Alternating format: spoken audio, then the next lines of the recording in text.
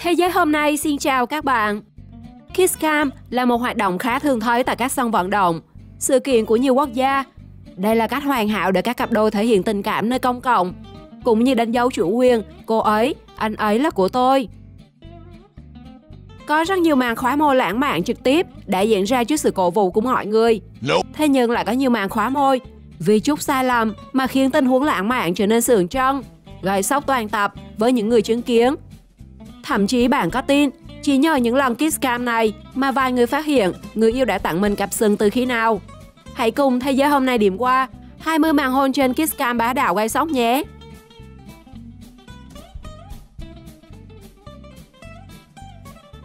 Nghe điện thoại để tránh hôn bạn gái.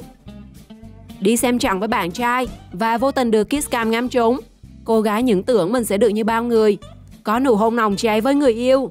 Nhưng không, ngoài sự mong đợi của mọi người, chàng trai kia đã giả vờ như đang nghe điện thoại, bỏ mặc cô bạn gái đang khá lúng túng của mình. Thấy sự bất bình, linh vật của trận đấu đã đi tới cố gắng hòa giải, nhưng người bạn trai lại tỏ vẻ chẳng biết gì và cô bác chuyện với linh vật. Kết quả anh chàng đã hứng trọn xô nước mà linh vật đang mang. Nhưng phản ứng của mọi người xung quanh có thể thấy họ rất vừa lòng với đoạn kết này.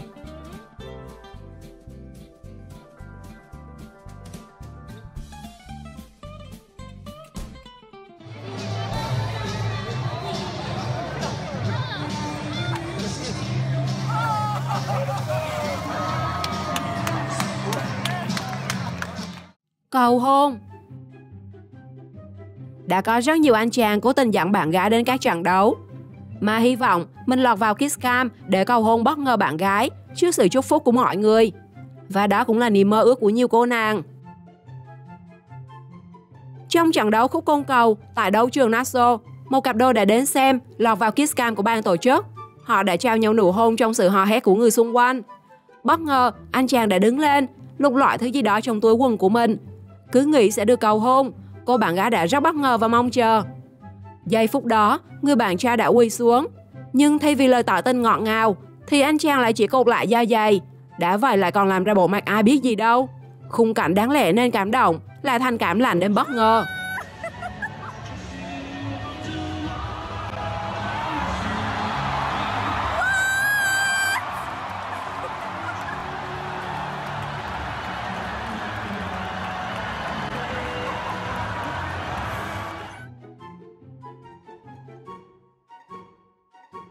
Cụ ông. Nhiều cặp vợ chồng lớn tuổi khi đi xem các trận đấu đã được kiss cam quay trúng. Mọi người đã khá háo hức vì tình yêu bền chặt của họ. Có người còn quanh cả shot đang cầm để hôn bạn đời của mình. Tuy nhiên tình huống này lại không xảy ra với ông cụ này. Khi thấy mình lên kiss cam, cụ ông đã ra dầu cho cụ ba, thì ba lại bất ngờ trao nụ hôn cho một chàng trai trẻ tuổi hơn ngồi kế bên, gây sốc cho mọi người xung quanh. Quả là cảnh tượng không ai nghĩ đến.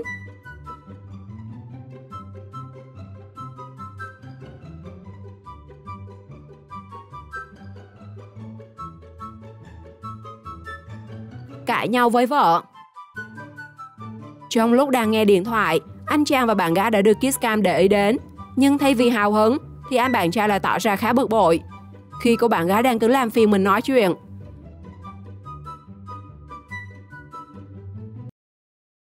Thấy vậy, linh vật sân khấu đã đến và cho anh ta tắm nước ngọt trước mặt mọi người. Tiện thể luôn là ôm cô bạn gái đi cùng. Có khi nào tất cả là trong sự tính toán của anh chàng linh vật kia không nhỉ? Thông minh. Thật là thông minh. Người thông minh tới mức độ này sống không lâu đâu. Cầu hôn. Trong một trận đấu NBA lại là màn cầu hôn đầy lãng mạn của cặp đôi. Thế nhưng chắc do ra đường quên xem ngày mà chàng trai này đã gặp phải kiếp nạn thứ 82 của mình. Khi chưa kịp đeo nhẫn cho bạn gái thì báo thủ áo đen phía sau đã nhào tới vỗ vai, khiến anh chàng chúi nhủi và đánh rơi mất chiếc nhẫn của mình. Cô bạn gái thấy tình thế cũng nổi giận đùng đùng và nhào tới đánh mắng vì báo thù kia. Những người xung quanh thấy thế đã cúi xuống tìm phụ cặp đôi chiếc nhẫn đã đánh rơi. Nếu không thấy thì anh chàng kia tới công chuyện đấy.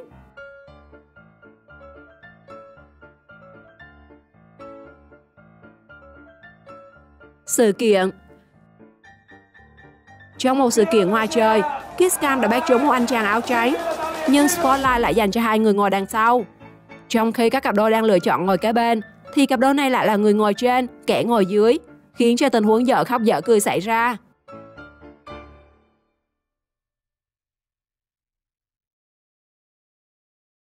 Cái tôi nhờ. Ngày đầu tiên họ gặp mặt. Ngày đầu tiên hẹn hò, cặp đôi đã lựa chọn đến xem một trận đấu, và tình cờ kiss cam lại hướng đúng vào họ. Cả hai khá lúng túng và ngại ngùng trước tình huống này. Để giải vây, cô gái có ý tưởng để anh hôn nhẹ vào má của mình. Nhưng dường như chưa đủ nhiệt nên camera vẫn chưa chuyển cảnh. Thế là chàng trai đã thỏ thẻ để bạn gái hôn ngược lại mình, và cả hai đã có màn chạm môi đầu tiên, còn chưa ánh mắt của bao người. Nhìn phản ứng của anh chàng, có thể thấy sự sung sướng cực độ của anh đến mức nào.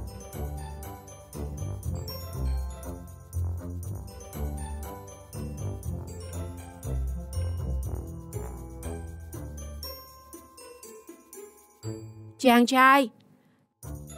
Những người xung quanh đang rất cuồng nhiệt khi kiss cam xuất hiện, và các cặp đôi cũng nhiệt tình hưởng ứng. Tuy nhiên khi đến cặp đôi này, chưa kịp làm gì thì anh chàng ngồi dưới đã phá tan bầu không khí nhờ vào chiếc chai té nước khi mở nắp.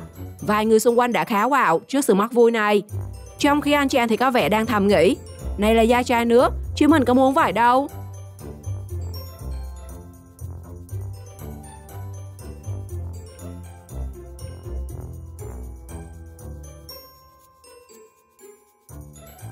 Chàng trai tốt bụng. Thấy kiss cam đã lia đến mình, anh chàng và cô nàng này khá hào hứng. Nhưng do tay cầm ly bia, cô nàng đã nhờ người đàn ông ngồi kế cầm giúp mình để thực hiện nụ hôn ngọt ngào với bạn trai. Thế nhưng người đàn ông có vẻ là người đã giúp thì giúp cho chó. Đã cầm giúp thì thôi mình cũng uống giúp cô nàng cho hết ly bia, khiến cặp đôi bàng hoàng không biết nói gì trước màn giúp đỡ này.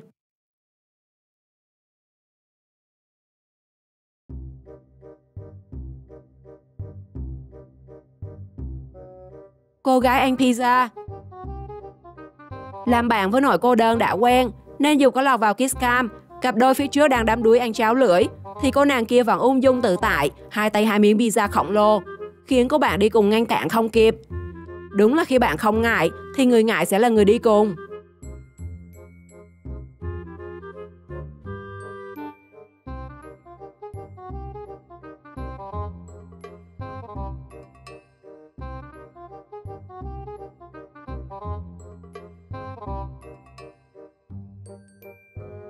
Đi xe một mình.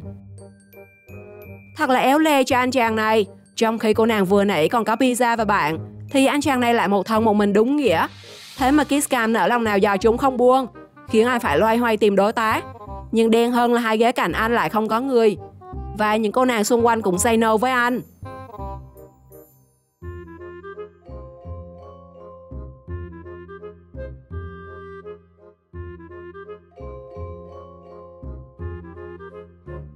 Ngoại tình. Trong một trận đấu bóng đá ở Ecuador, người đàn ông này đã được camera ghi lại cảnh hôn với cô bạn gái bên cạnh. Tuy nhiên khi biết hình ảnh tình tứ của mình đã bị truyền chiếu trước nhiều khán giả khác, cặp đôi trở nên ngại ngùng, thậm chí là không còn thắm thiết với nhau. Hóa ra anh chàng đã lừa dối bạn gái thật sự của mình để đi xem trận đấu với một cô gái khác. Và dù đã giấu kỹ, nhưng không ngờ lại được công khai thế này.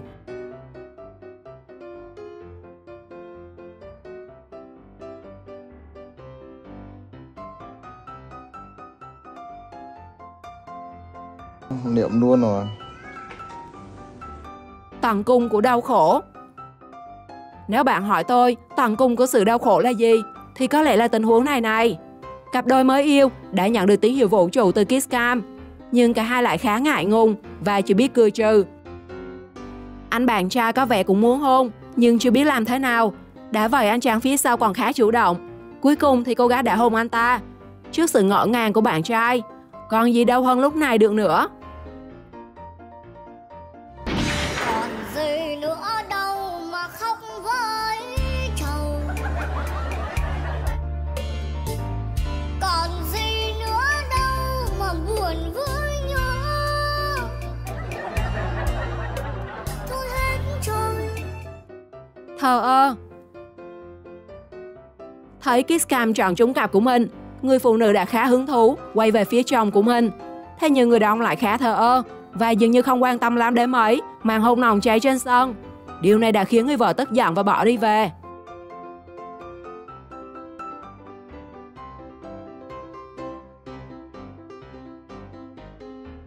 Chuyện 3 người.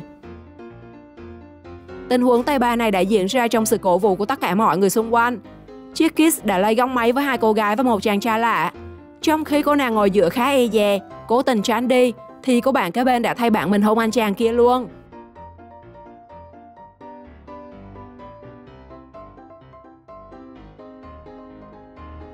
Người đàn ông đen đuổi. Sự nồng nhiệt của cặp đôi này có vẻ không được lòng người đàn ông ngồi trước cho lắm. Rõ ràng là đang có ý định chúc mừng, thế nào mà cặp đôi kia lại cho anh chàng tắm cả ly bia vào người, thậm chí còn xoa đầu vuốt vuốt, khiến anh ta chẳng hiểu chuyện gì đang xảy ra với mình.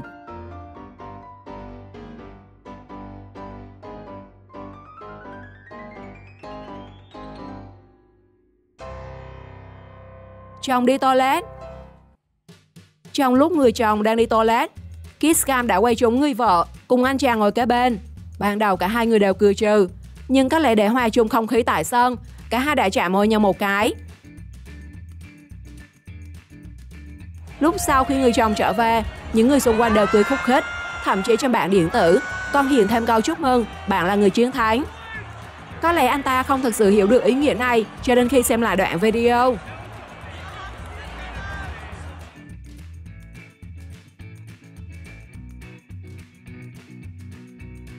Đổ nước lên đầu người yêu. Dẫn bạn gái đi xem trận đấu, nhưng người bạn trai lại quá bận khi liên tục nói chuyện điện thoại với người khác, đã khiến cô bạn gái tức giận vì anh chẳng chịu để tâm đến mình, thậm chí là bỏ qua nụ hôn trên kiss cam, làm cho cô nàng tức tối, ập cả ly nước vào đầu anh và bỏ về. Quá là bận công việc thì mấy anh hơn hết là đừng rủ mắt chị đi xem các trận đấu nhé.